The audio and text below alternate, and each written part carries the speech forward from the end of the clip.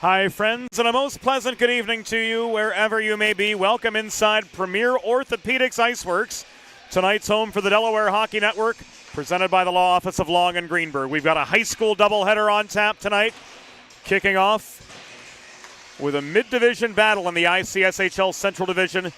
The Penncrest Lions looking to move above 500, sitting fifth in the 9-team Central Division table right now. They're about to square off against the Springfield Cougars in the first half of our Monday, Valentine's Day Eve doubleheader.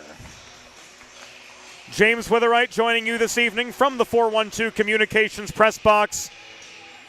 Behind the scenes, our assistant producer, Broadway Joe Sindoni. Tonight's videographer, and we will be back in just a few minutes to take a look at the starting goalies and to get this doubleheader underway from Premier Orthopaedics IceWorks. You are tuned into the Delaware Hockey Network, and it's all brought to you by the Law Office of Long and Greenberg. Recovery from an on-the-job injury or car accident can be overwhelming. The expert team at the Law Office of Long and Greenberg can carefully explain your options and advocate for you through the process of claims, proceedings, and settlements. To schedule your free consultation today, call the Law Office of Long and Greenberg at 302-466-5664 or visit injuryde.com. Whether you're a competitive athlete or a weekend warrior, a sports medicine physician is an important player on your health team. With over 10 years of treating high school, collegiate, professional, and everyday athletes, Dr. Brad Bly of Delaware Sports Medicine is the specialist you need to achieve personal bests and lead a healthier lifestyle. With clinics in Wilmington and Townsend, Delaware Sports Medicine is here for every athlete in your family. Visit desportsmed.com today to learn more. There's nothing all-American quite like a good old-fashioned barbecue. Sid's Barbecue and Jerky brings the most tender and flavorful pulled pork, brisket, and barbecue chicken to the tri-state area and is sure to turn your next gathering into a truly all-American event. Visit Sid's on Ridge Road in Claymont, Delaware, or place your next catering order at sidsbbqandjerky.com. Let's face it, saving for retirement doesn't happen overnight. It takes planning, and Limestone Pension Associates has spent the past 35 years helping small businesses do just that. Limestone specializes in crafting, planning, and handling the day-to-day administration of qualified pension plans tailor-fit to your company's needs and objectives. To schedule a consultation, call 302-479-8817 or visit limestonepension.net to learn more. Modern media is everyone shouting for attention and no one hearing a thing. Broadcast to social, print to digital, 412 Communications has the solution to get you heard. Want to know more? Visit 412communications.com today. Think about it. The trash and recycling bins in our homes, even with normal use, are places where harmful bacteria like Salmonella and E. coli can multiply by the thousands. But like anyone, you want to keep your home and your family as healthy as possible. Delaware Trash Can Cleaning can help. They sanitize your trash cans with high-pressure hot water jets that can kill over 99% of the germs and bacteria in your cans in just a few minutes. To schedule your first cleaning, call 302-310-9075 or visit DelawareTrashCanCleaning.com. Elegant. Luxurious. One of a kind. Since 1895, the Dubé name has embodied these very qualities. Make the four-generation Dubé family tradition of fine custom jewelry your own, only at Carl Dubé Jewelers on Concord Pike in Wilmington. In Delaware for diamonds, it's Dubé.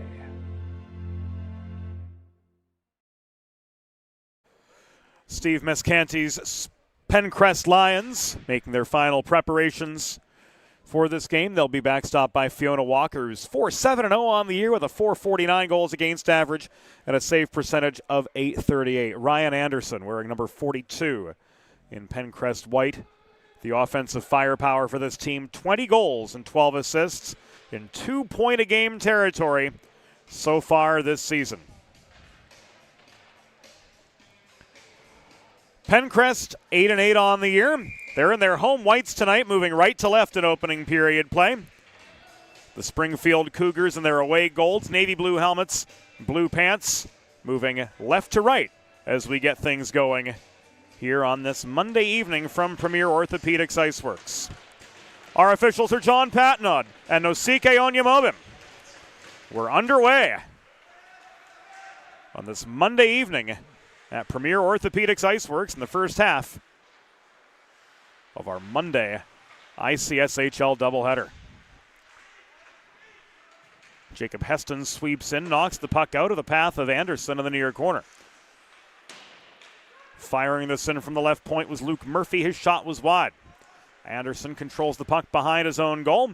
Plays it up the far side. Icing waved off by Patnod. And DePrinzio races this to the far corner, confronted by Sophie Grant. Anderson with the takeaway. Backhand in traffic. Was blocked down by Murphy. Advanced up the left wing boards by Danny White. White through the slot.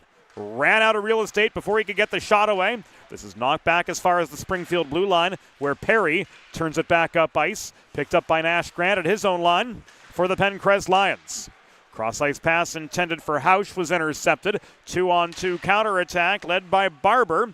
Couldn't get the shot away in close. Matt LeBuono sweeps in to knock the puck free from a pile up to the right of netminder Fiona Walker in behind the goal line. Barber keeps the forechecking heat on, looking for spaces. Andrew Hausch. Hausch has some help from Nash Grant. This taken away and backhanded in by Mariliano, but turned aside by Fiona Walker for her first save of the night. A minute and a half into the first period from Premier Orthopaedics IceWorks. No score between the Springfield Cougars and the Penncrest Lions.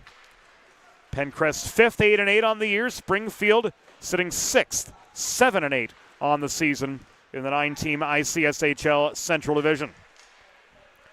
Ethan Perry dumps the puck in. Enough time for the Cougars to change. And LeBuono leads the rush for the Lions back the other direction. Cross-ice pass finds Gabe Hartman. Hartman with space, shoots and scores!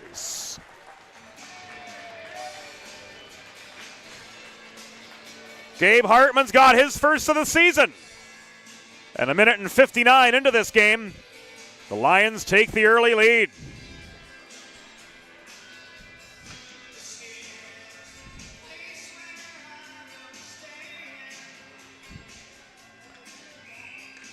It was Hartman from LeBuono.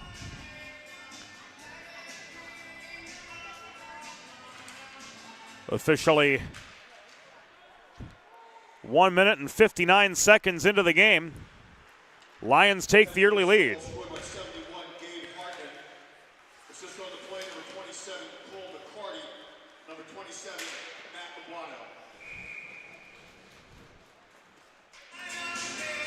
Give McCarty an assist as well.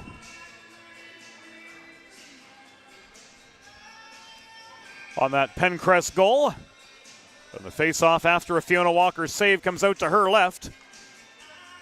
With Ryan Anderson in across from Daniel White. 14:40 to go in the opening period from Premier Orthopaedics IceWorks. And Anderson leads an odd man rush up the left wing boards. He chips the puck beyond the reach of Happus to the near corner, but this will come back and icing as neither Anderson nor Happus could race the puck down to the near corner of the Springfield zone. So we're 2.5 minutes in. Penncrest back in their end again as Ryan Anderson is met by White. Leading point earners for both of these teams squaring off in the near face-off circle. Lions clear. This puck gloved down by Anderson after it was launched by DePrinzio back toward the Penncrest blue line. Here a shot from Anderson. Here a save from Matthew Razzie. Flashing the leather to bring play to a halt with 14 minutes and 15 seconds to go in the opening frame. Penncrest with an attacking zone draw coming up, and they lead 1-0 over the Springfield Cougars.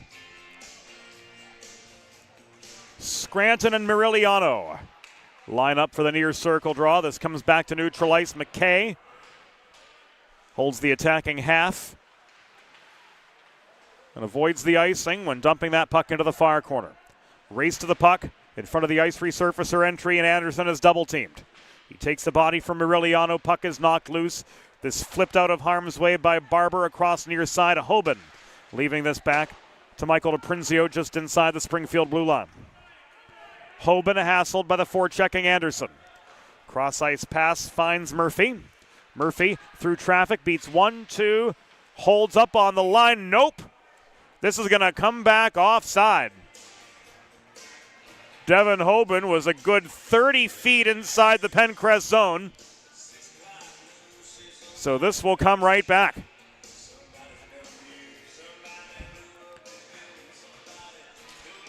Face off just in front of us. Administered by Nosike Onyemobim. As mentioned, he and John Patnod are tonight's tandem of on-ice officials. We're 3:45 into the first period. Perry, the right point, gives the puck away. Finn Cleary gets this to Hartman. Back it comes to Nash Grant. Around opposite side, Noggle fires this across ice to Hartman in the neutral zone. It bounced off his stick before Perry recovered back in the Springfield end. Cleary holds the point. Shot was wide through traffic. Hartman gets stick on puck in the near corner. Nearly gave the puck away. It's contested in the mid slot. Swiping at it is Housh, but he can't generate the shot. Perry able to clear for Springfield. Overshoots Sakala on the breakout pass. But Heston holds the zone off the failed Grant clear. Grant recovers under two-ply forechecking pressure. White steals the puck in the far corner. Keen Noggle getting a stick on it, but unable to get through. Losako holding the left wing boards right at the base of the Penncrest bench. We're nearing the 5-minute mark of the opening period. From Premier Orthopaedics IceWorks, the lone goal of the game to this point belonging to Penncrest number 71, Gabe Hartman. That coming 1:59 into the proceedings to give the Lions the early 1-0 advantage. Happus holds the right point. This tied up now in the near corner. White takes the body off the puck. Hartman can't shovel this free. White recovers. White wraparound foiled by the defensive pressure of Andrew Housh below the goal. This is an icing against Penncrest. Remember, USA hockey rules prevailed here in the ICSHL, so automatic icing is in play.